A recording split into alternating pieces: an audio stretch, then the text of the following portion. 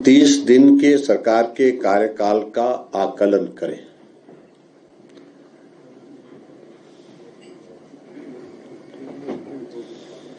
और मैं समझता हूं, और मेरी ही समझ का विषय नहीं है, पूरे प्रदेश के लोगों का भी है कि एक तरह के एक मेस क्रिएट कर दिया गया है। एक तरह का इस प्रकार से हर तरह से व्यवस्थाओं में अव्यवस्थाओं का दौर देखने को मिल रहा है। अगर व्यवस्था परिवर्तन के संदर्भ में अगर माननीय मुख्यमंत्री जी बात कह रहे हैं तो उसका अभिप्राय क्या है? डिनोटिफिकेशन से व्यवस्था परिवर्तित होगी क्या? वो रिव्यू करते, रिव्यू करने के बाद उसके बाद आगे बढ़ते, जहां उनको लगता जस्टिफाई नहीं हो पा रहा है कोई इंस्टीट्यूट तो उसके बारे में विचार करते। और ऐसी परिस्थिति की 1952 की एक पुलिस चौकी सुंदरनगर के डहर में खुली हुई, उसको भी डिनोटिफाई कर दिया। ऐसा एक जुनून चढ़ गया कि बंद कर दो।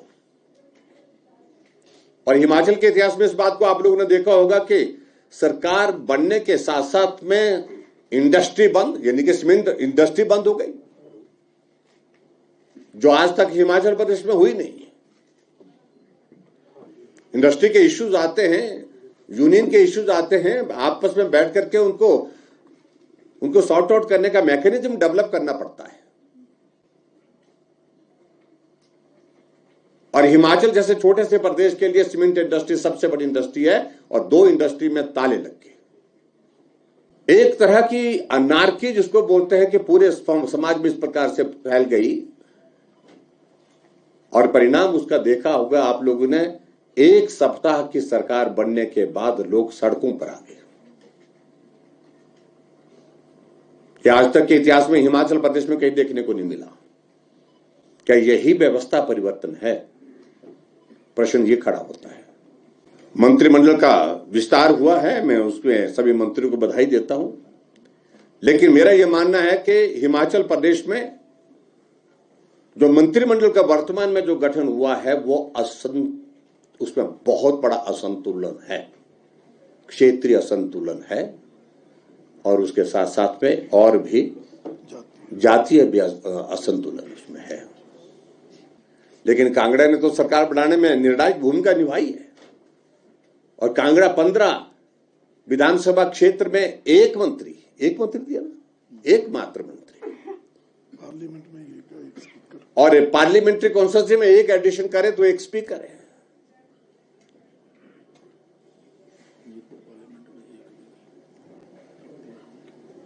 वो तो पहले किया।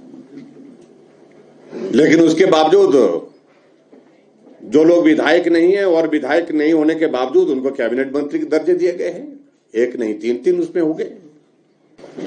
लेकिन साथ साथ में मंत्रिमंडल के विस्तार से साथ साथ में एक चीज बड़ी ध्यान में आई कि हिमाचल प्रदेश में एक साथ एक मुश्त 6 चीफ पार्लियामेंट्री सेक्रेटरी बना गए, मुख्य संसदीय सचिव बना दिए गए। और 6 पार्लियामेंट्री सेक्रेटरी बनाए गए।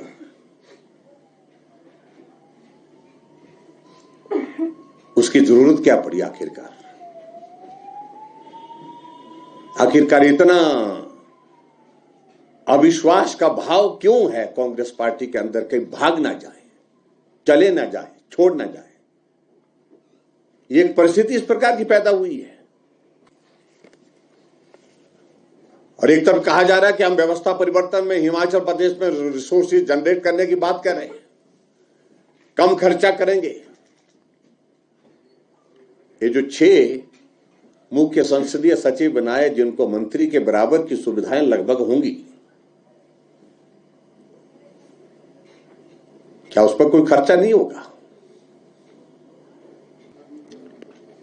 तो सीपीएस के संदर्भ में मैं इतना जरूर कहना चाहता हूं कि पहले भी इन्होंने 9 सीपीएस बनाए थे। एक बार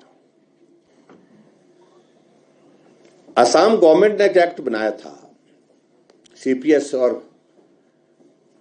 पीएस के लिए, parliamentary secretary and chief parliamentary secretary के लिए, और जिसको हाई कोर्ट गुवाहाटी ने जो है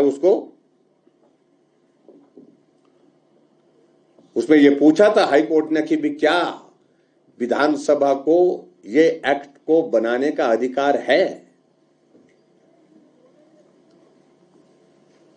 और अल्टीमेटली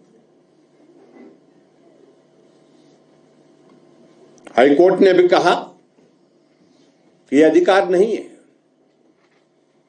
सुप्रीम कोर्ट ने कहा कि ये बेसिक जो स्पिरिट है, जो 164(1)(a) के इस स्पिरिट के अगेंस्ट है, जहां मंत्रिमंडल की संख्या सीमित की गई है, निर्धारित की गई है, उस स्पिरिट के अगेंस्ट जाता है।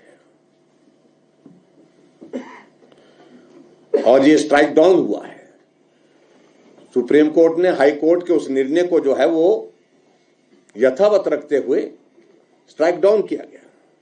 मूड में नहीं है, बिल्कुल हम अपनी भूमिका में हैं, लेकिन अपनी परिस्थितियां ऐसी कर दें कि अगर हमको कुछ करना पड़े तो उस वक्त सोचेंगे।